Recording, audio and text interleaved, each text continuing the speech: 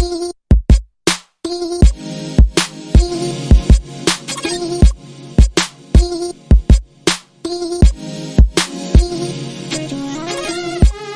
are listening to Arena Craft, a podcast dedicated exclusively to Magic the Gathering Arena.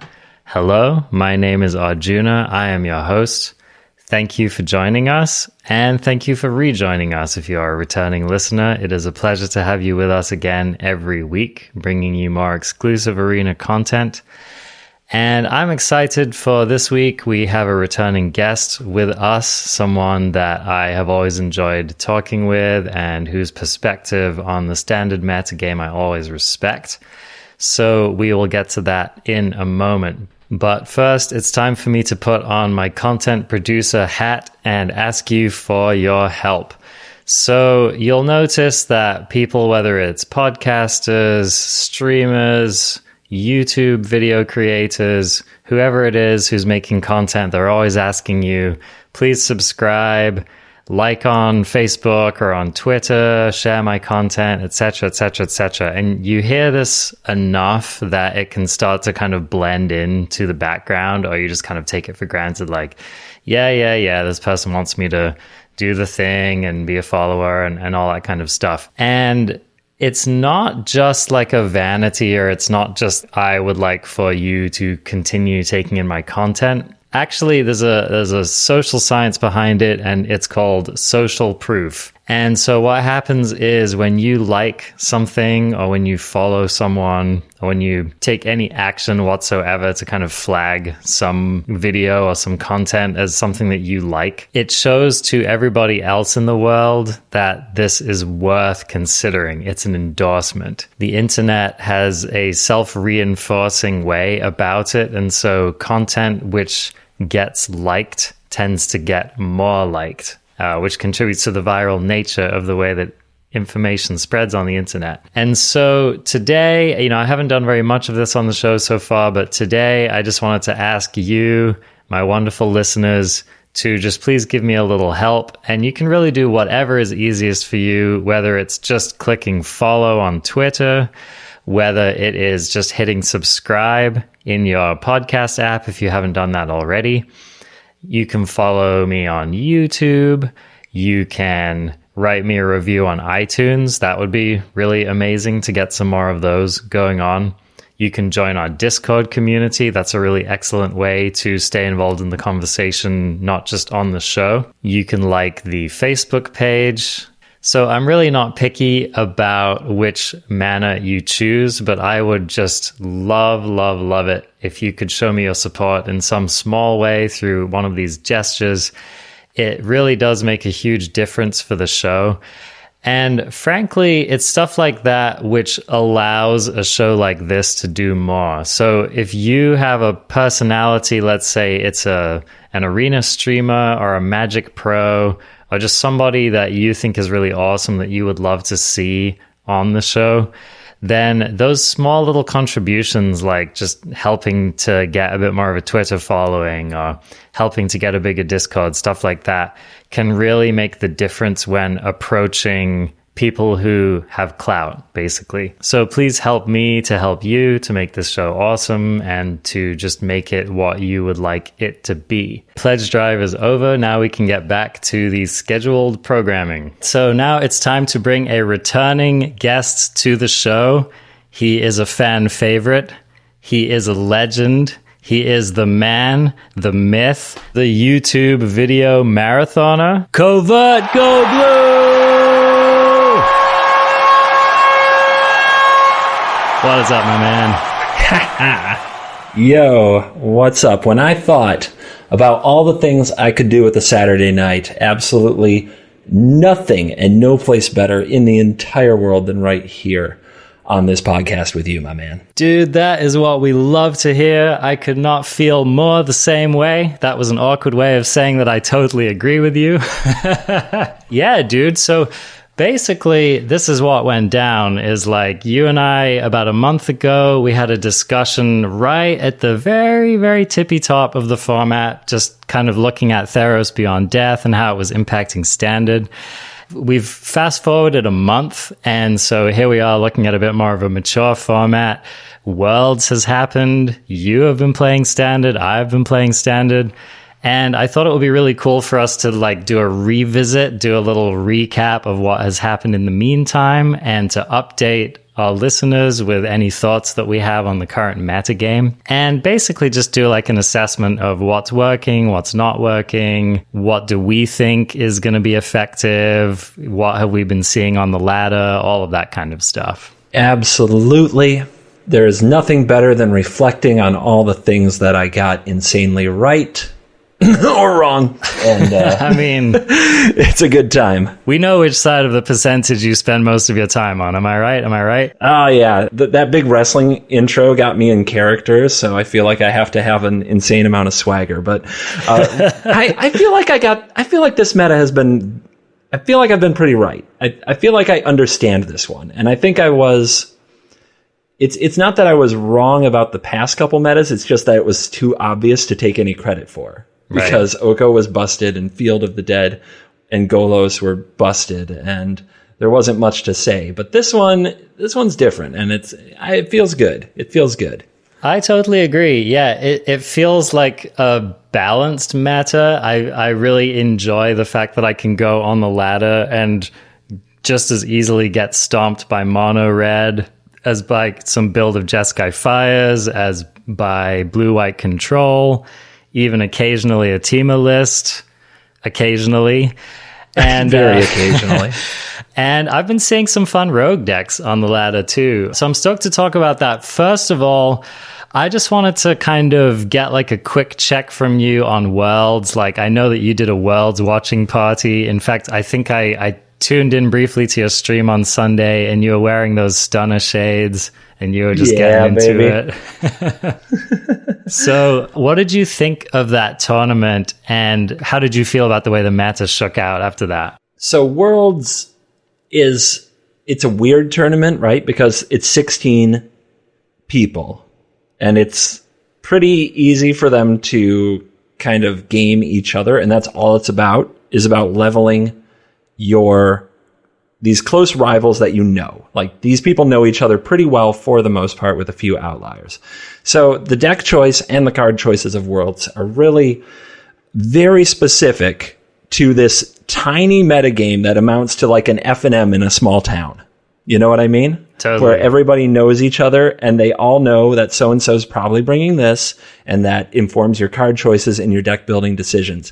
And you have the club that kind of stuck to the middle with Jeskai Fires and Team Reclamation. And then you have the club that was like, we're going to go longer than them and bigger than them with Azorius Control, going down to just one copy of Dream Trawler because we only need one way to win the game. We're just going to drain all the resources from everybody else because we know what they're playing. So we can wait as long as it takes to get our one Dream Trawler. And then you have the club who is like, well, we're going under all that. You guys are trying to get bigger. We're going to smash you with these red lists that don't even kill anything. They don't even have shock. They're just all creatures. All attacking creatures to make Embercleave work. And that little F&M with a world championship at the end is so unique because it's this micro meta that becomes the macro meta, at least for a little while, because people see the world's lists and they see that's what the best players, our heroes of the game, are playing, and we're going to copy it. And guess what? It's not the same little F&M anymore. It's a really wide ladder out here, and people sometimes they get a wake-up call that they're not the world champion or that they think they're unlucky, but really they're playing decks that are tuned for a very specific place in a very wide place. And that's why the coverage I've actually got in the background right now of DreamHack Anaheim that's on right now, which is a standard tournament, is so much different from Worlds. It's kind of amazing. Yeah.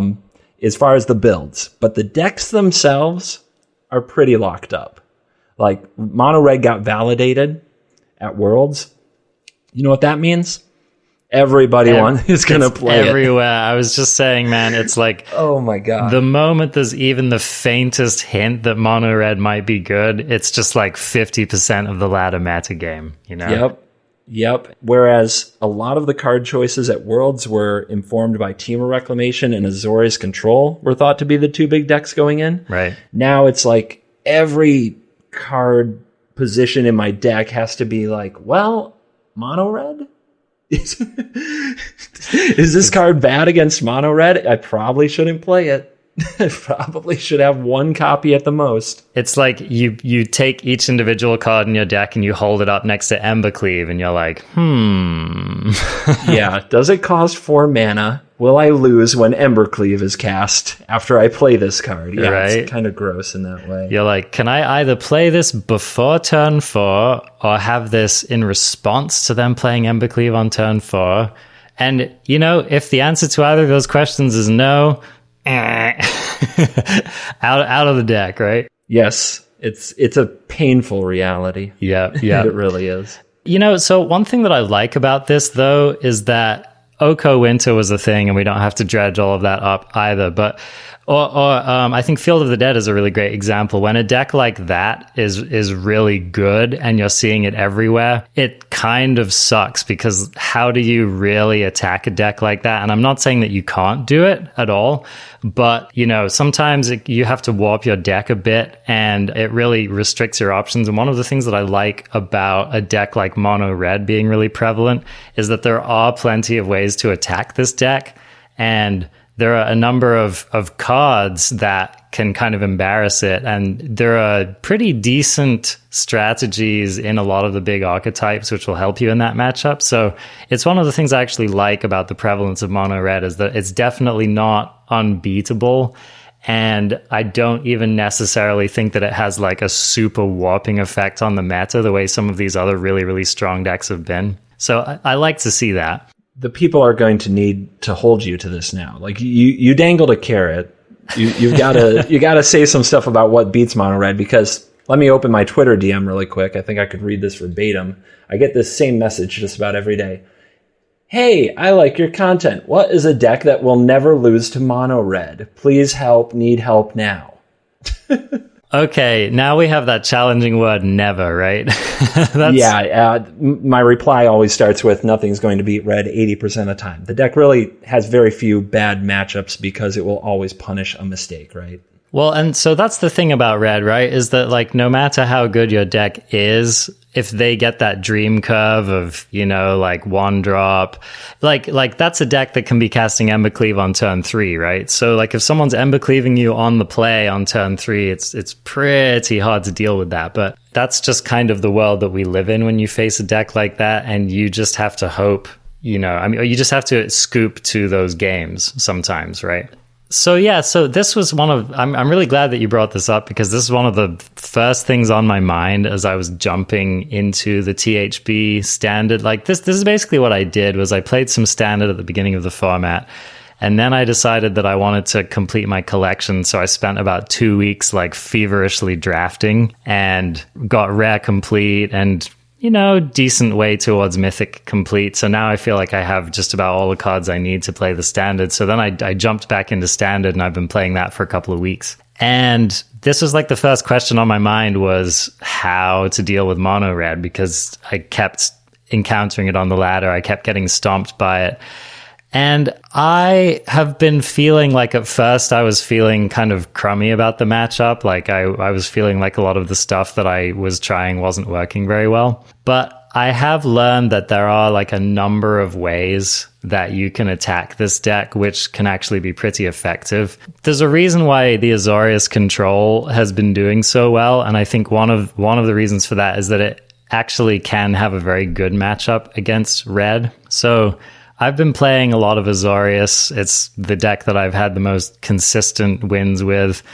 And if you can get your glass caskets down at the right time, especially, you know, if you play around Annex, I think that's a huge part of having success against the red deck. I mean, no matter who you are, but especially if you're running sweepers. I've found that just like being very, very aggressive with maybe like glass casketing their turn 2 play, like trying to control the board a little bit before the sweeper, and trying to sandbag at least some kind of removal for Annex before I cast my sweeper. And I find that deck if you're able to apply even like a moderate amount of interference right at the beginning of the game, then you drastically improve your chances of actually catching up to them and eventually overpowering them. I will say that it's pretty tough. Like if your deck doesn't run specifically Deafening Clarion, or if you're not jamming 4 Oros in your deck, or if you don't have like 3 or 4 Glass Caskets in your list, then I think it can get a lot harder to feel like really confident that you can tackle that matchup. Mm-hmm. Without question. Yeah, so those are kind of some of the initial thoughts that I've had off the top of the dome.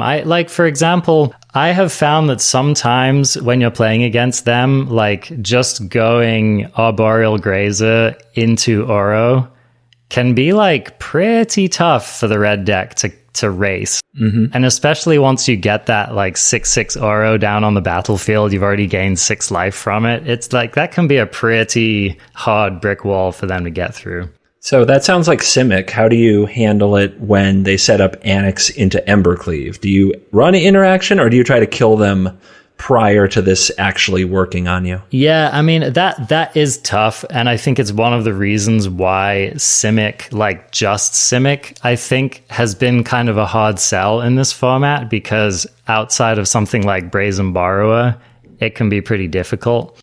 And Borrower is just delaying the problem. That's the other thing. Right. It's like, if you're not closing the door, right, then eventually Annex and his Embercleave are just more than even all your powerful stuff can deal with. I totally agree. Yeah. And so I think it's one of the reasons, we can just kind of jump into this right now, but it's one of the reasons why I think just straight Simic has been kind of drying up in this meta game, is that you just don't have enough definitive answers for big problems like Dream Trawler, like Annex.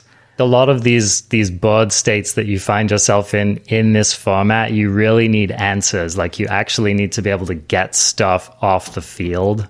Mm-hmm. That's why, I'm seeing some people move into Bant, for example, because they want Elspeth Conquers Death, or like people are moving into, maybe they're playing Sultai so that they can get some black going on to maybe run a Ritual of Soot, or some more targeted spot removal in the cheaper end of the spectrum. So that's something that I've kind of been noticing, is people moving into these 3-color pies, and definitely moving into either white or black to add like a little bit more of a controlling edge to that deck. This is something that I often notice, like you'll get X amount of time into a meta game. Maybe it's like a month. I feel like in the last iteration, it was a little over a month, where we start seeing people move from these 2-color pairs into 3-color pairs. So like the classic example was you had all of these Simic decks playing Oko and, Wicked Wolf and that whole package. And then the second iteration of that meta was a lot of people playing Sultai, because they needed some of those more like direct removal, controlling kind of answers to the meta game. Yeah, when the meta identifies its targets, then you know what you need from another color. And you didn't know that before. Right, exactly. And I think it's interesting. This is like a thing that we see, is that like in the beginning of a format, we'll just see some very proactive game plans. So people have this like very streamlined idea of how they're building their decks, and they have these very clear archetypes.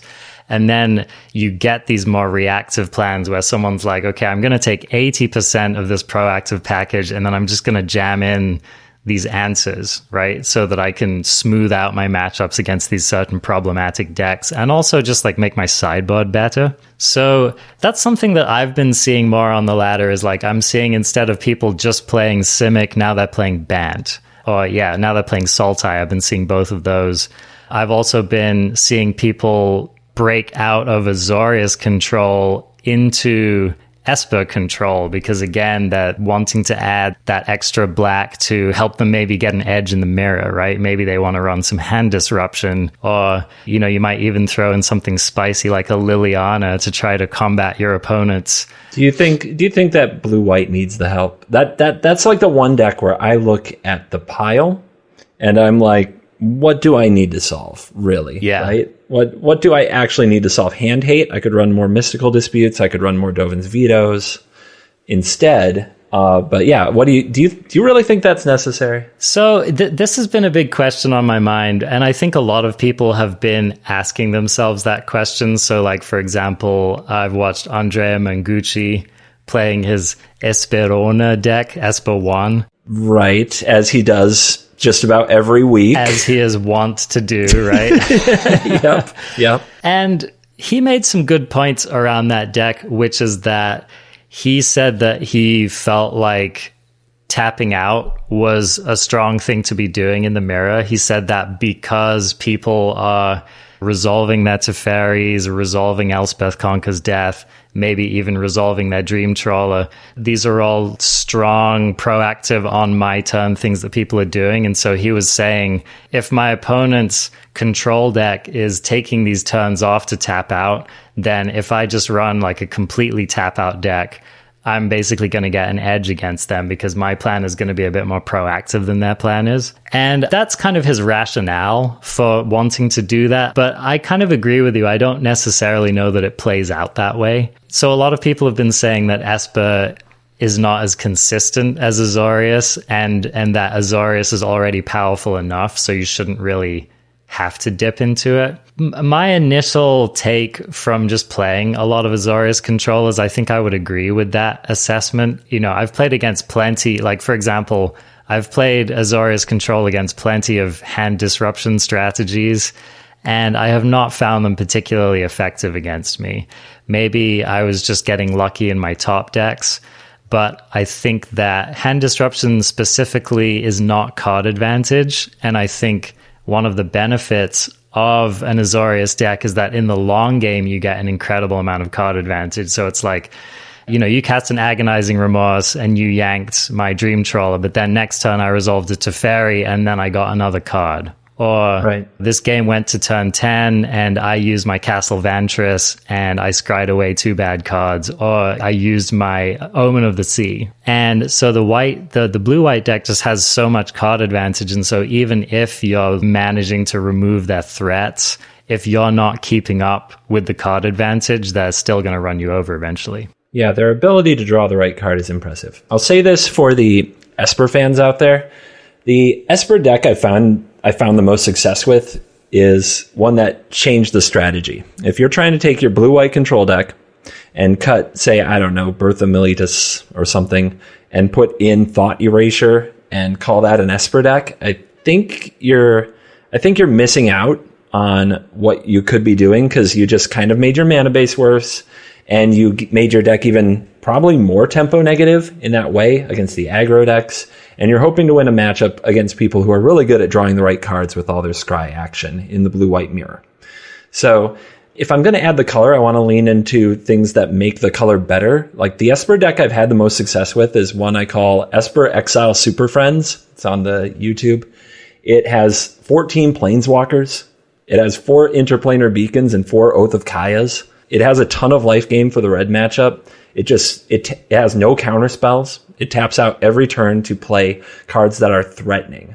And with the Planeswalker synergy in Elspeth Conquer's Death, in Oath of Kaya, in Interplanar Beacon, you just kind of get more of a synergistic package that you can't really do well with just blue-white because Ashiok is a Planeswalker that can end the game, right, as opposed to Teferi and Narset, which stall the game. So, yeah, like take it further with these Esper lists. Do something that blue-white can't do. And I mean more than hate the hand. More than just hand hate.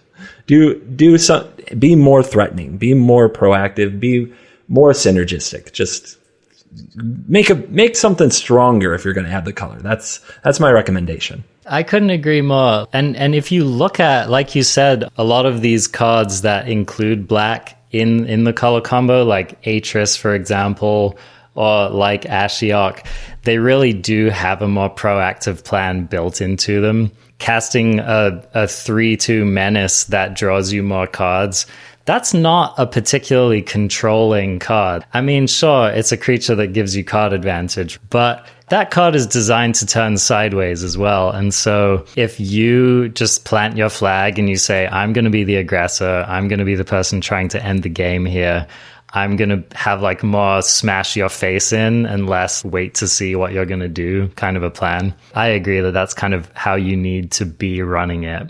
Because I really just don't think that you can out-control Azorius Control. Like, I think they've really got the market cornered on the control side of the game. Yeah, they can be a tap-out deck if they want to. They can be fully reactive if they want to. I mean, you're playing against versions that have 4 vetoes and 4 mystical disputes and some amount of Aether Gust if you're playing green or red after sideboarding. Like, they only tap mana if it's to wreck you.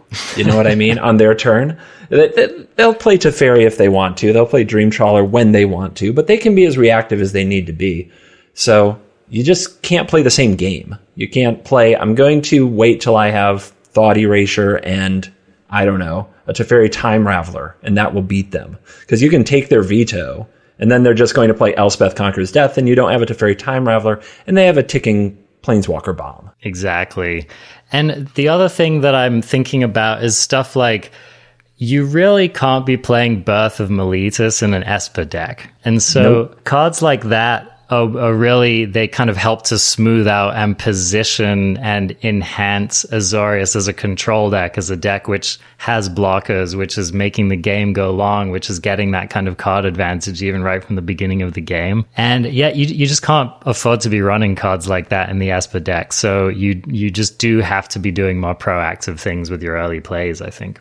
Yeah, I agree. You touched on Bant really quickly. What do you think people are... Yeah, let's go into that. Yeah, I wanted to ask what you think people are into, basically Simic Splash White. Where does that make you better? So, okay, I'm glad that you bring this up because I have had some opinions on this. So these various pros have been talking about Bant, kind of hinting about it. So Crokeys, for example, is currently number 2 Mythic running his Bant deck. Brad Nelson has been playing a version of Bant with some success.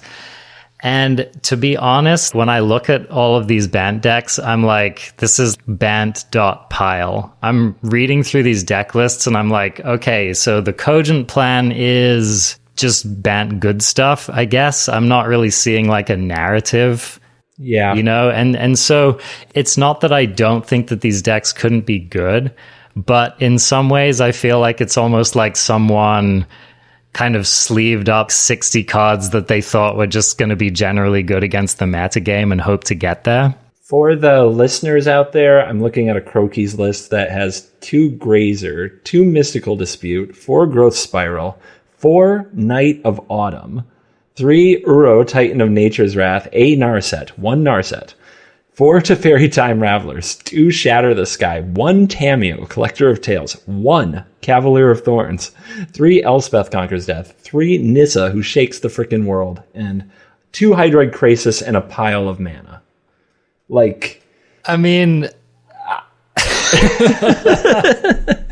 it's a Growth Spiral Knight of Autumn deck, you know? Right? It's like the only 4 of he's running, right?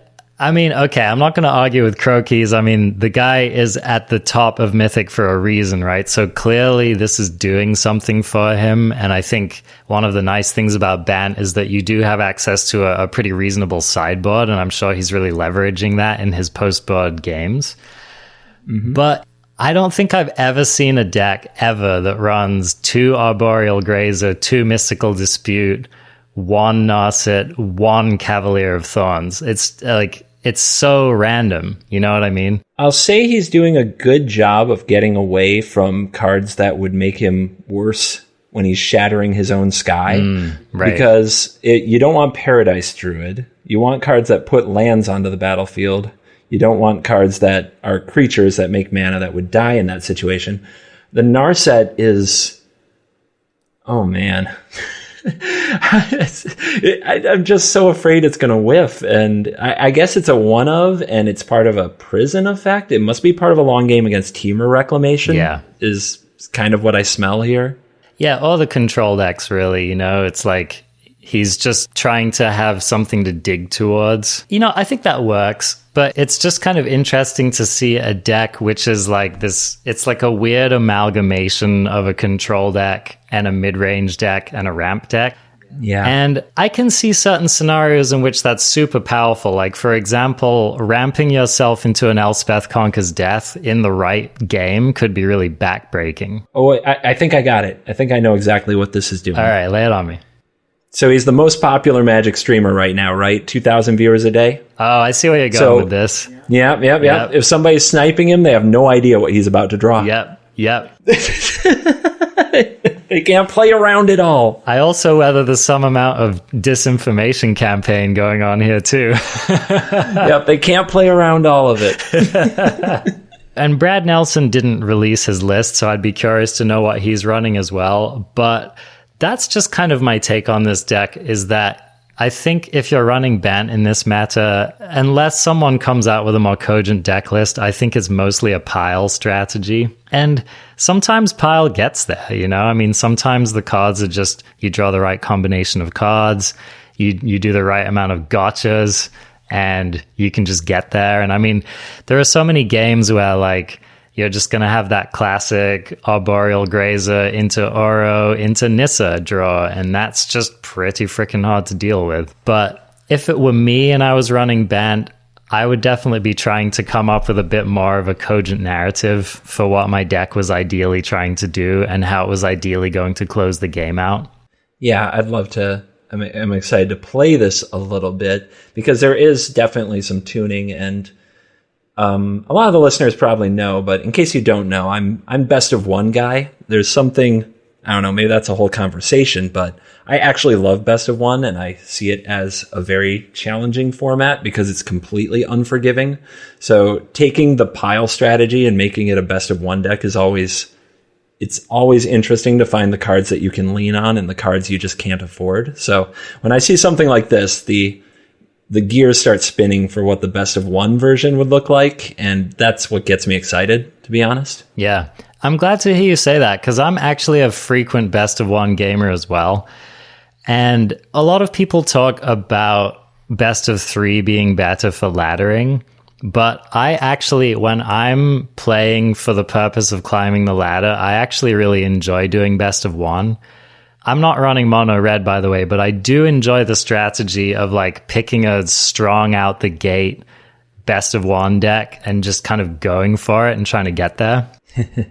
I love it. Yeah, and I've found that to be like a fairly good way to climb the ladder. And once I get higher up into a tier that I want to be at, then I'll kind of switch back over to best of three and try to get a little bit more nitty gritty in my matchups. I think best of one is gas. And frankly, wow. I think that there are like a surprising number of people out there in Arena who prefer best of one. I think that that's true.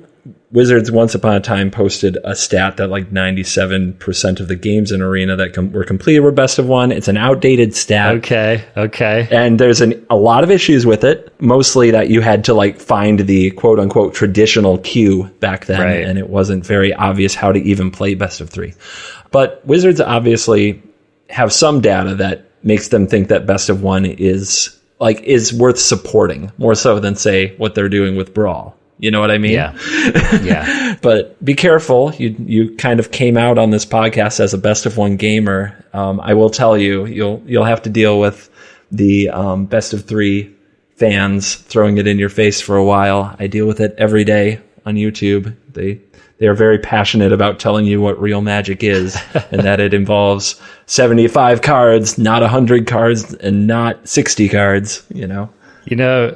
This is the moment where I date myself a little bit and say, I was playing in 1994. You kids get off my lawn. Yeah, me too, right? Me too. But I think it speaks to my personality, and maybe there are some people out there who can identify with this, is that I like trying to accomplish the most with the least. Mm-hmm. Like in my side job, I built a multi-million-dollar company with 4 people and no brick and mortar location. It's like that. So building up, making the most out of as little as possible, like managing resources that way, speaks to me. So when I'm told to find the perfect 60, that is more fun for me than finding a great 75 and having all these plans. I like having a deck with all the plans that I can reasonably incorporate into one deck box. You know what I mean? Yeah. That's what I'm going for. And and I think that there are more people like that than people realize, and they don't realize it's not a matter of we don't know how to sideboard or that we're lazy. It's like I enjoy this. Yeah. I really enjoy this puzzle. It is. It's a different kind of puzzle, and I've been getting back into Limited lately. I was kind of out of it for a while because I didn't really like Eldraine Limited, but I think it's really telling that the ranked ladder in Limited on Arena is best of one. So it really is like a key strategy that you have to incorporate if you want to rank in Limited on Arena. And I think that just lends credence to the idea that this is an important game mode. It's here to stay. And quite frankly, a lot of us who maybe want to get in a couple games in 20 minutes or, you know, in between things, or I want to get in a couple games before bed or whatever, Best of One is really great for that. And so they can both coexist happily. I play them both. I think they both make me better as a Magic player for having had the experience. Yeah, I just completed 2 best of one games during your monologue, so it has a lot of uses. But win rate. But before we go too far and lose the best of 3 gamers, anything to wrap up on the Bant Ramp thing? What do you think? Yeah, Bant Ramp. Call me a skeptic. You're a skeptic. Okay, so this is what I think about Bant Ramp, or just Bant in general.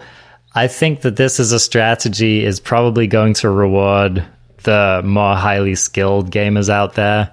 I think, and really any of these 3-color combos are, I think, in general, reward more experienced, more pro-level players who really know how to leverage the options. And, of course, people who know how to build their mana bases to support it properly, which is not easy, by the way. Building a 3-color mana base is not just as simple as like 12 Shocklands, 12 Temples, couple of Fabled Passage, YOLO, let's go kind of a thing. Like you've really got to think very, very carefully about how you do that. So I think that it's going to reward people who have that kind of experience. Yeah, I'm going to say, like, until I can see a more cogent game plan, I don't see any of these Bant decks having a really consistent performance in the metagame. Okay, quick pivot then. How about this 3-color deck that's been making some waves? The Temur Clover deck. I've been seeing a lot of coverage on this weekend on DreamHack. Like, yeah. It seems to be rolling right now. Okay, so quick plug. The second episode of this show that I ever recorded was with the author of this deck, Aaron Gertler, who put together Temur Clover. His name's Little Beep in Arena. And this guy is a beast, man. He is also the person who put together I should say he kind of refined and popularized the mass manipulation Simic ramp deck, which was going around probably about a year ago, which put him at number 1 on the ladder. So yeah, this guy's a total beast. And I was actually playing a lot of the Temur Clover deck in the previous, like before Theros Beyond Death was released. This deck is very, very potent. And I think it's really interesting that it's seeing in a special comeback in this meta. So I'm curious your thoughts on this. I mean, okay, first of all, have you spent much time playing this deck? I've spent a little bit of time playing this deck and not a lot in the new meta. I've played against it an obscene amount of time. And I don't mean an obscene amount of encounters with different people playing the deck. Right. I mean, I encounter that one person in 20 or 30 that is playing it, and we have a nice hour together to get to know each other. Which I'll tell you is one of the reasons I stopped playing the deck, because it was one of these decks where I was like, I feel like I'm 55 to 60% to win most of my matches if I'm willing to have an aneurysm for 2 hours, right? Yeah. Do you like migraine? Exactly. So the deck is certainly powerful. And there's a weird thing where I think it was worse against decks like Rakdos Knights that played things like Rotting Regisaur that it could only really answer with a Brazen Borrower and things like that. But I think it's better against Mono Red because Lucky Clover and a Bone Crusher Giant just wipes them. And it can also interact with Embercleave reasonably because it still has the borrowers. It doesn't have to waste them on a Regis or just to stay alive. Like there's stuff like that going on. And it runs Edgewall Innkeeper, which if you don't have cheap removal in your deck, just starts running away with the game very early. The Fae of Wishes makes you play your full 75 in any given game.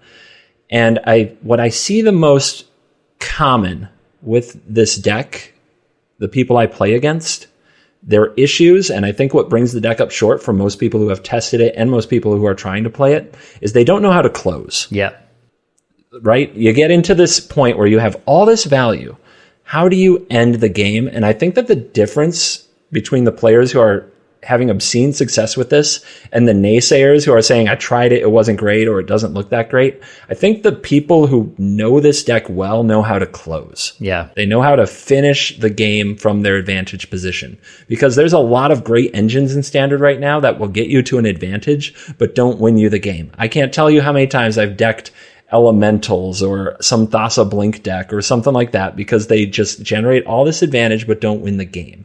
So that I think is the piece of Temur Clover that you have to take the time to master when you're going to play the deck.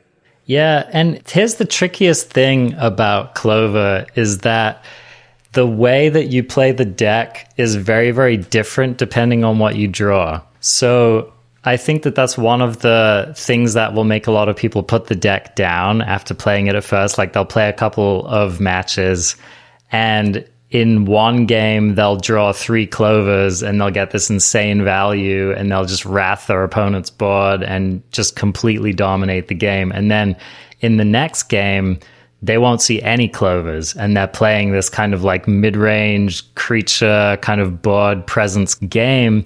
And I think it can just be very, very confusing, like when you look at your opening hand in the deck to build a very cogent narrative around what you're going to do, especially as you highlighted the fact that it's a deck that relies so much on grabbing from its sideboard. And I read an article, and I'm going to forget the name of the gentleman who wrote this, so I apologize, but he was talking about bringing Temur Clover to DreamHack, and one of the things that he was talking about was saying how a decision you frequently have to make when you're playing this deck is you're frequently wishing for 2 cards from your sideboard on turn 4. And a lot of people, and Aaron Gertler has actually talked about this too, a lot of people will be in this situation, they'll be like, this is the only good play I can make this turn, and I have no idea what to get. And so they go into their sideboard and they're like, Chandra 6, that's a good card. Let's just nab that, right? Oh my God, you know, and maybe I'll get like an expansion and explosion because that's just another powerful card that might help me out later on in the game. And Chandra can't be countered. It must be the best card against blue-white control, right? Yeah, right, exactly. So they'll kind of make these dubious proactive plays, grabbing what are essentially reactive cards from their sideboard that end up being the wrong cards. So there are so many decision points in this game, and it really taxes your knowledge of the deeper understanding of all of the things that your deck can do and what your deck is ideally should be doing in any given matchup. So I think that's where a lot of people stumble. And it can just be quite frankly difficult to find the line. Like a lot of times when you're playing that deck, the correct line to win is something like, I need to cast an Escape to the Wild so I can find another Clover, so I can get 2 wishes from my sideboard, so I can grab Fling and something else so that I can deal my opponent, 24 damage in one turn, right? Which, if you've been playing the deck a lot, you kind of get used to these play patterns, but when you're newer with it, it can be very, very difficult to figure out, because that could be like a 3, 4, 5 turn arc where you really get to execute on that plan. Yeah. The amount of times I've seen somebody use their Fae of Wishes to get a plane-wide celebration and return like 3 or 4 Edgewall Innkeepers to their hand, for example, when they're already have a handful of cards and 20 cards in their deck. Yeah. That's an extreme example, but this has happened to me multiple times. Yeah, so it plays a lot of these very powerful cards like that. I mean, Plane-Wide Celebration, talk about a skill testing card. I think as someone who's cast that card a lot, both in the Fires matchup and in the Temur deck, that is not an easy card to play properly. And I would say, 90% of the games I've resolved it, I'll look back and think, nah, I really should have chosen that other mode. Or I didn't need to gain all that life. Or I actually should have made one of those 2/2 tokens. So yeah, it's a very skill testing deck, but I think it rewards the practice that you put into it. Now, one of the reasons I decided to stop playing that deck was that I just got very, very tired of, I think it's a deck where you often spend the entire game feeling like you're losing, and then maybe you manage to string together a win at the end. That makes sense. I mean, and it is just decision fatigue, to be honest. If every one of your, like almost every card is a split card, you're drawing multiple cards a turn, which makes you reevaluate everything. It's an exhausting deck to play. Yeah. If you're not used to that. And like you said, it doesn't have like a readily presenting closing plan, right? So I think sometimes it gets tiring to just figure out, okay, how am I going to win this game? How am I going to win this game? How do you feel about how this is positioned in the meta, and especially how have you felt watching any matches with it at DreamHack so far? It's definitely a specialist deck. You already alluded to that it pays off your practice. I'm skeptical of matchups with Embercleave, but it's proving itself there. And not having played this specific build against this version of Red myself, it's hard for me to comment on. Here's the thing right now. I will be the first one to tell you I will come up with my opinions. I also don't argue too much with results. If you walk into DreamHack, put up great records, you win GPs, it's like your opinion carries more weight than mine automatically. I personally just, this deck annoys me. You know what I mean? I'm never going to put in that many reps with it. I'm excited by its existence. I'm also a little bit like, I'm kind of amazed. It doesn't really have new cards except for some one-ofs in the sideboard, right? It's an engine that pre-existed and is just kind of continuing to do its thing. It was an option before. The pros didn't play it. It's an option now. The pros didn't play it. I want to know why people testing for Worlds didn't play it. Yeah. I'm very curious. They played Temur Reclamation. This is a deck that showed a lot of power, showed a lot of promise, but also had some very known holes. And people could have told you a lot of the flaws of Temur Reclamation going in. Right. I don't know how many people could tell you the flaws in Temur Clover, but they still don't play it. I will say this, and this was pointed out by Martin Yuza on coverage today for DreamHack. It's not a deck that's vulnerable to Elspeth Conquers. No. Its key cards do not care. Lucky Clover does not care. And there aren't that many ways to just get rid of Lucky Clover right now. Right. Especially when blue-white leans on Elspeth Conquers Death. So it's got a place. I think its best place is just driving a blue-white mage like me insane with so much going on and making it take an hour to win. I imagine that matchup in particular is, if not super favorable, then at least definitely very doable for the Temur, because it really is such a hard strategy for a control deck to answer. I mean, when they're doubling their spells and you can only counter one of them, that's a really tough place for a control deck to be. Now, on the other side, though, one of the things that the Temur deck struggles the most with is dealing with difficult threats, and I imagine that a Dream Trawler is a nightmare for that deck to deal with. I think in order to beat one of those, you would probably have to do something ridiculous like try to get 2 Brazen Borrowers down to block it, or maybe just hope that you can kill them with some big damage turn before they clock you too many times with it. That has to be it, right? You have to set up and basically deal some kind of a knockout blow when they tap a ton of their mana for the Dream Trawler, right? That has to be. Right, exactly. So, but that was one of my critiques of the deck historically playing it, was that it can really struggle to answer threats from your opponent in a way that a lot of other decks don't. And having to do something awkward like wish for 2 lava coils out of your sideboard just to take down something big feels really, really bad. So I think it's a deck that can really struggle to just deal with an opponent's Oro. I remember feeling like the Cat Oven deck could sometimes just go way over the top of you because you couldn't close the game fast enough against them. Yeah, that deck's been on the back burner as well, but was the last undefeated deck at DreamHack today was Jund Food. Yeah, I mean, we have definitely not seen the last of that deck. I think some people scoffed at Canister a little bit for bringing it to Worlds. And I would agree that I don't think it was a great match for that particular meta at that tournament, but I think just running it in general on the ladder, it would not surprise me if that deck can still take you all the way to number one. There are two people I've heard talk about that deck. Canister is one and loves the blue-white matchup. So similar to Temur Clover, I've talked about this before, but it's like check your triggers when laddering. Are you triggered by mono red or are you triggered by blue white? Here are options that beat blue white. Here are options that beat mono red. Go down the menu.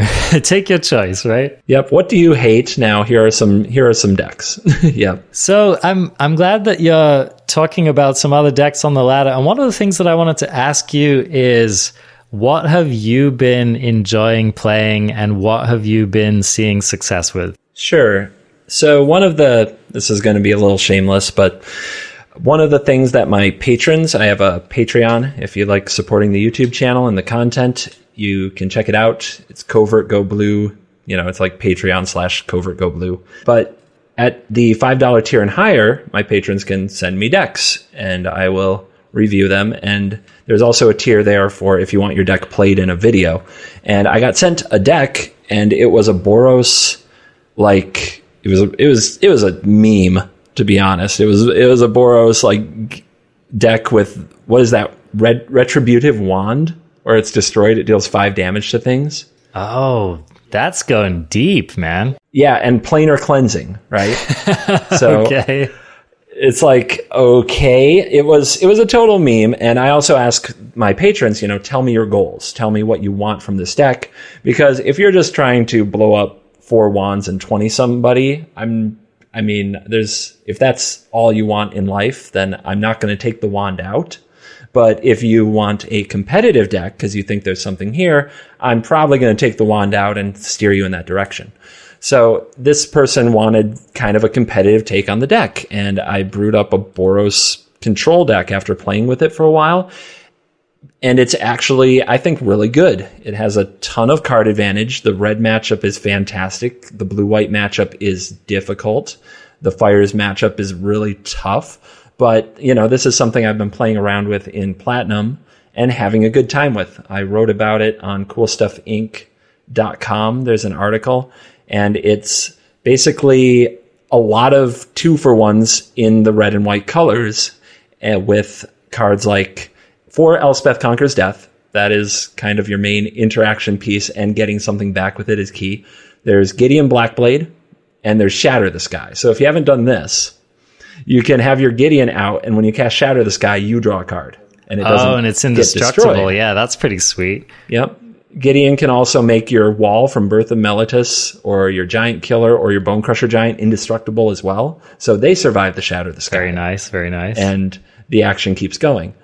The deck has some dead cards in certain matchups, so Thrill of Possibility is in it, along with Ox of Agonis. So the card advantage in the late game is to cast Ox with Escape or keep getting it back with Elspeth Conquers Death and just keep the cards coming and coming and coming. There's also some Cavalier of Flame to win sort of out of nowhere. You drop it with the last trigger from Elspeth Conquers Death on the stack. If you set your stops, you can cast Thrill of Possibility, discard your Cavalier of Flame, animate it with Elspeth Conquers Death, and pump it up and win. Oh, you wily coyote. That's fun. Yeah, it's a really fun. It's a really fun list with a really good red matchup, which in best of one, that's important. And I assume that you're running Deafening Clarion. Actually cut them. Oh, you did? Okay. I was too good against red. It was too good. Too good. You wanted to up the difficulty a little bit. I wanted Scorching Dragonfire because I need to exile certain threats, and I need to hit Planeswalkers when I need to hit Planeswalkers. Yeah. And also, of course, Dream Trawler is a big problem. So having Giant Killer instead of something like Deafening Clarion, just this persistent threat that sits there and makes them tap it. It's really funny how often the Dream Trawler deck gets into this place where they have their Dream Trawler and they have Shatter the Sky in hand. So if you have a creature that pairs off with to either threaten blocking the Dream Trawler or can keep tapping it like Giant Killer, then they don't want to cast the Shatter and kill their own Dream Trawler, and Elspeth Conquers Death can't remove the Giant Killer. So they just end up sitting there with their Dream Trawler on the field, and you get to keep trying to progress your game plan, try to knock some cards out of their hand, try to just make them miserable. Which, let's talk about that for a moment, because I think that that's one of the underrated answers to Dream Trawler in the format is tapping. And I learned this actually all the way back when I was playing that mono blue deck that we were talking about last time we chatted. And I learned that Thassa is just a surprisingly reliable answer to Dream Trawler. And Gadwick. And Gadwick, yep, exactly. And I think Giant Killer is an even more efficient, because that only costs 1, is that right? That's right. So, I mean, 1 mana, basically eliminate your Dream Trawler each turn is a pretty solid thing to get out of your little 1-drop creature, I think. And, that card, I just have not been seeing that card as much as I think it deserves to be played. I mean, that card can take out one of your opponent's big threats in the Jeskai Fires deck. I mean, that could easily take out an Anax, right? Or just some other kind of problem threat in the red deck. I just think that there's a surprising number of applications for that little dude, and I think it definitely deserves consideration in any sideboard in a white deck. As long as it's solving a problem that you need help solving, right? As long as big creatures are legitimately a threat to you, then why not? What are you really missing out on? The adventure creatures have proven, like, 2 spells, 1 card. It's a 2-for-1. Yeah. You've already got a 2-for-1. So any place where you can make both sides of the card relevant, you have a pretty powerful card already. Yeah, I agree. Well, this deck sounds really fun now. So people need to be a patron of yours in order to get access to it? Oh, no. After I worked on it for a while, I made a video of it on YouTube. That video didn't go as well as I hoped, to be honest. It's better than I think even the video showed, but I also streamed with it a bunch. That was really fun. And the article on Cool Stuff Inc. is there for free. The video's up for free.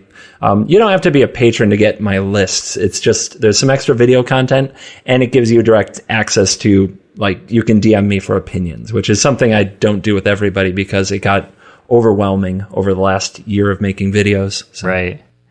Cool. Well, that's a good little plug. If you want to be able to bend the ear of Covertgoblue, then you can go ahead and swing by his Patreon, and we'll let's put a link to either your article or your deck list to that red deck in the show notes. So check out the show notes if you want to learn more about that. I wanted to talk about Temur. I have been really enjoying just the general color combination of Temur in this format. I think it presents a lot of options outside of just Reclamation.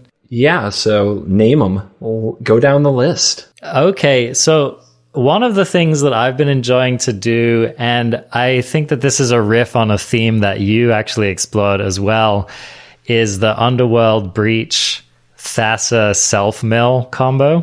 Oh, God. I just worked on that last week. Yeah, so... Go, do it. So I ran into a deck on the ladder, which annihilated me, by the way, and I think it was... I don't know how many permutations of this deck that you have run, but the one that I ran into was actually playing, what's that Titans card? Binding of the Titans, right? So it was this deck it was running Binding of the Titans. It had at least 1 copy of Tamiyo. It was running your usual self-mill package of your Merfolk Secret Keepers with your Drowned Secrets. Of course, it was running Underworld Breach and Oro as well. And this is probably the best. Like, Oro is amazing in this deck because you're just consistently, like, by turn 4, you've already milled X number of cards in your deck and you're just slamming Oro. Oro keeps coming back. I've had these games. It's funny, actually. For some reason, Arena really loves pairing me against Stompy decks whenever I play this on Arena. And so... What? I didn't know those were still on Arena. Right? People still think the Questing Beast is a good card, I guess. And I would have these matchups, or I played against a Sultai deck where, like, every turn they would cast a spell and remove Oro, and every turn I would just return it. And I think I brought Oro back like 6 times or something because I just had so much mill going on. But so this deck it's pretty simple the way it plays out. You basically self-mill aggressively, and the object is just to mill away your whole deck and then slam a Thassa's Oracle and win the game that way. And if that sounds like a bit of an unwieldy thing to do, I tell you what, getting down your Underworld Breach and going off in one big turn and then slamming your Thassa's Oracle is actually quite satisfying. And I'm not going to say this is a tier 1 deck, but it has felt surprisingly viable. It's not been as much of a meme as I originally thought it would be. So I've been having some fun with that deck. I definitely don't think that I'm running the most tuned list, so I'd like to keep messing around with it. But I do think that some version of this deck could be, if not tier 1, then maybe like 1.5, something like that. How have you been feeling running a deck like this? So the YouTube video I made with this, I got to 7 wins in the standard event, which was very nice. See, there you go. And I didn't expect it. And then I played it on ladder a bit for Twitch, had a very bad day. I played against red decks a number of times. It seemed like I was always on the draw, never had Uro, and never had Unsummon to hit the Embercleave turn. Yeah. So I don't know if I was running cold or what, but this deck is really exciting. Let me ask, do you run the combo with Kiora and Lotus Field? I have not. And one of the main reasons for that is I explored Kiora Lotus Field hard. I mean, decks built around that have probably gotten more airtime in like my brewer's basement than just about anything else. So there was another deck that I was having fun with, which was inspired by a Jeff Hoagland stream that I watched. He was playing this really spicy deck with Kiora, Lotus Field, Kiora Best's the Sea God, and he was running Bant, and he was playing Brought Back. So he was doing all this silly stuff where he'd like play Lotus Field, sack 2 lands, and then cast Brought Back to bring them back. And that deck was really fun. Not particularly great, because it turns out that Kiora Best the Sea God, as powerful as that card is, it doesn't really have much potential in Standard at the moment. To cut a long story short, I have played a lot with that combination of cards, and to be honest, I was a little bit tired of it. But tell me about how it works in this particular deck. Sure. So what you do, of course, is you get an Underworld Breach, and you need at least 1 Drowned Secrets and a pretty sizable graveyard already, or 2 Drowned Secrets, and a Lotus Field on the battlefield, a Kiora on the battlefield, a Kiora in the graveyard. So what you can do is you tap your Lotus Field for 3 green or 3 blue. You untap it with Kiora. You use the mana that you generated to cast Kiora from the graveyard. Oh, there you go. Exiling 3 cards. The Drowned Secrets triggers. You mill yourself 2. If you have 2 Drowned Secrets, you mill yourself 4.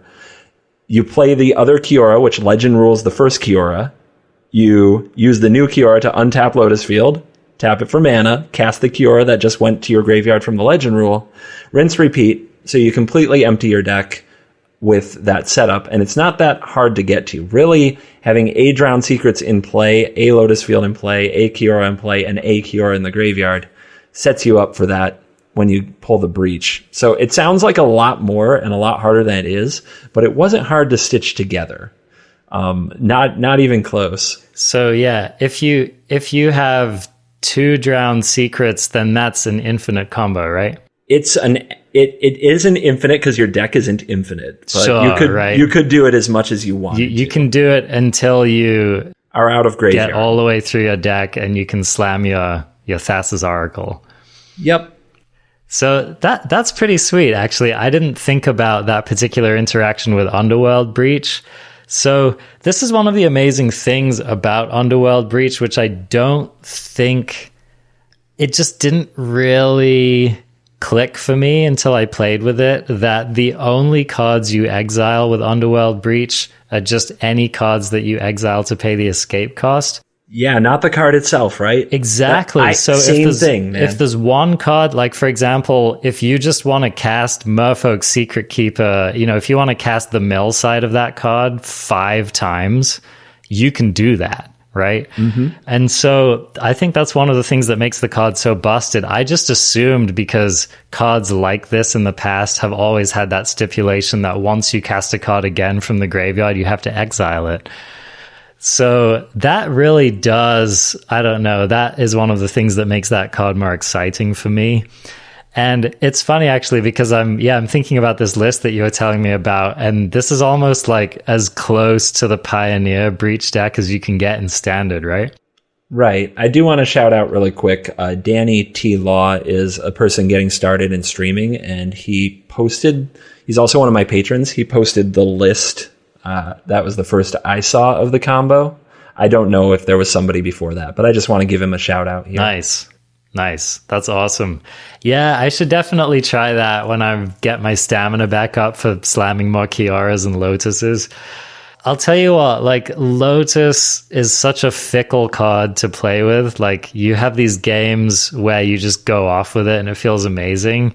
And then you have these other games where, like, you have an opening hand, which is 1 land, 2 Lotuses. Or, you know, maybe you keep a sketchy hand and you're like, come on land. And then you draw a Lotus and you just want to auto-concede on the spot. So, you can. It's one of the great things about Arena. There's a red button that counters all things of sadness on the stack and gets you to a new game. Counter target sadness, you lose the game. Yeah. I like to think of it as a strategic retreat. I don't use the you lose the game terminology. Okay, I like that. It's a breather. Just call it a breather, you know? There you go. Well, we're about to wrap it up here. The end always comes too soon when I have you on the show, my friend. It really does. I can't believe how much time. I feel like we could talk forever. Seriously. It really flies by. Seriously. Before we go, you've been recognizing an important milestone in your Magic life. So I just wanted to give us a little bit of time to talk about that and highlight that. So what's been going on for you? So sometime around early part of last year, I started taking my YouTubing seriously, and a big commitment for that was daily uploads, which at the time I was really nervous if I could make it work. And I always said I would celebrate if I ever hit a year. And the weird thing is I went past it and I didn't even catch it for a few weeks, but I'm actually now, by the time that people listen to this, will be over 382 consecutive days with a new YouTube Magic the Gathering video featuring a different deck every single day, and all original content. None of it is also my Twitch streams. I also stream on Twitch, but I keep the content separate and unique. So I've just been kind of asking people on social media and such. I'm like, is there anybody else who has done the streak to go over 365 days, 382 plus days now, without missing a YouTube video upload with a different Magic the Gathering deck every day? And I suspect it's pretty unique because there are some pretty amazing YouTubers and they're very committed.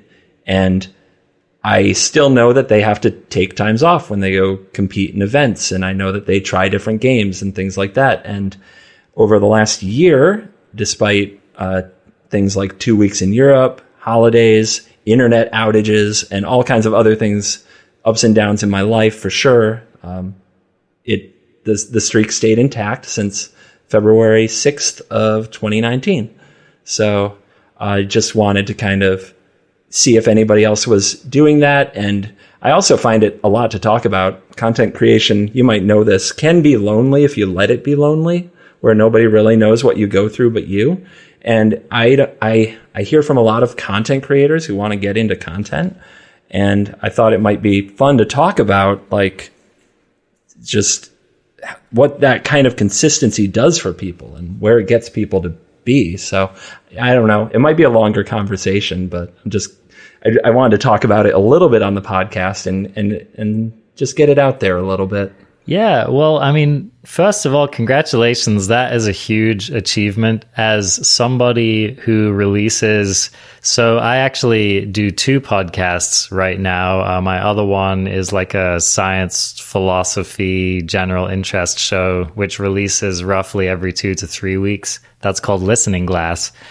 You can check that out if any of y'all are interested in that kind of thing. But yeah, I mean, it's like I put out a 1 hour-ish podcast every week, and that's plenty. I mean, that is plenty of workload for a content creator. And so I can only imagine putting out a video every single day without fail. I mean, it's a monumental achievement. And I think if you listening out there have never gone through the process of like coming up with an idea and then recording a video and then uploading it to YouTube and, you know, maybe making a cover image and doing all that kind of stuff, and especially to like improve and then maintain the quality of that over time, it's no small thing. You know, it's not like I know that you don't just like fire up OBS, hit play, chill on Arena for 45 minutes, upload it to YouTube, and then like peace, right? Like there's a lot more that goes into it. So I think that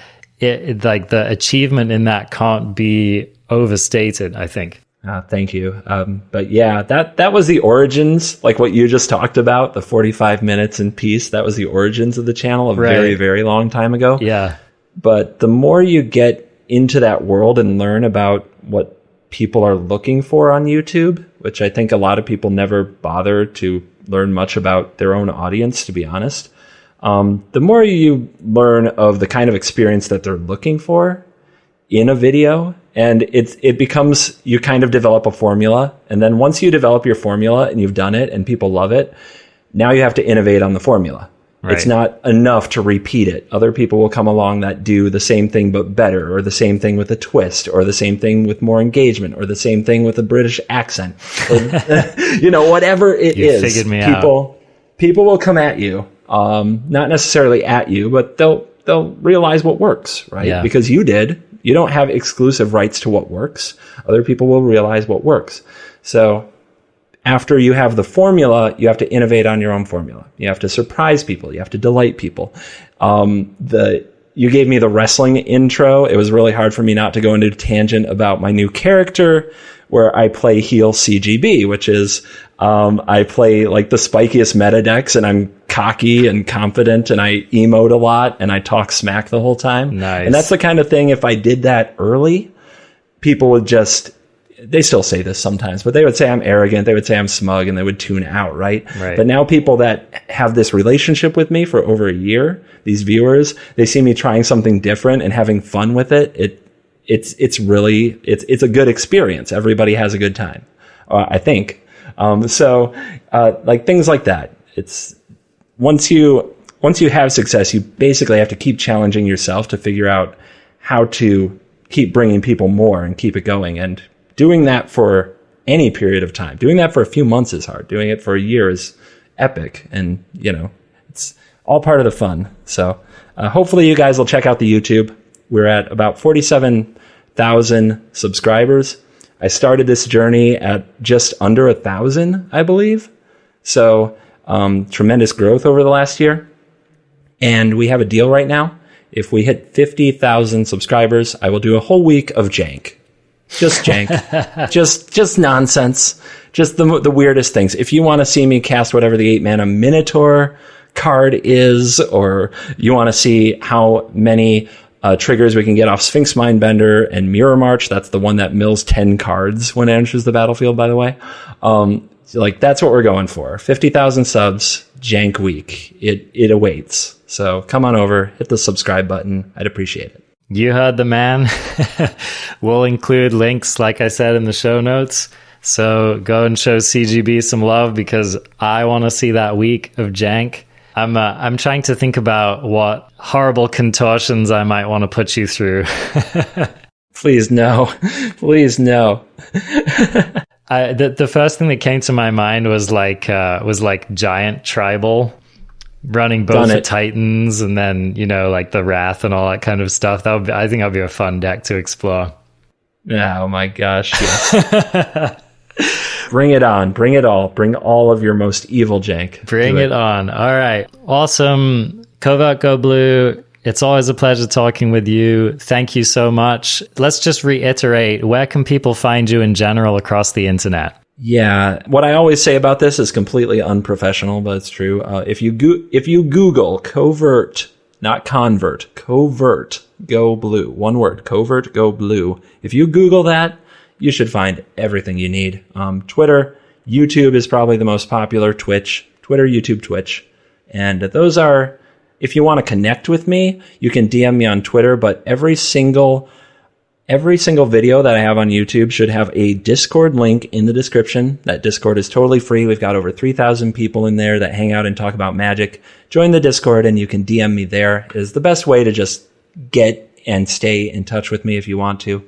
And you can also check out the Patreon if you want extra benefits. If you want me to help work out your deck, work on a deck or idea with you, things like that. Tiers start as low as only $2. So check that out, and that's me. That's CGB. That's awesome. Well, thank you so much for joining us this week, and everyone go subscribe right now. I think I already have, but I'm going to go do it again. So thank you very much, my man, and good luck out there in the meta. Yeah, thanks a lot. Love the podcast. And before I head out here, I just wanted to thank you again, the listener, for joining me for another week of this show.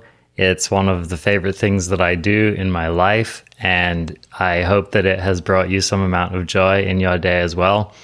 Let's be real, a lot of us want to be playing Magic when we are working or out in the car or doing something we would rather not be doing.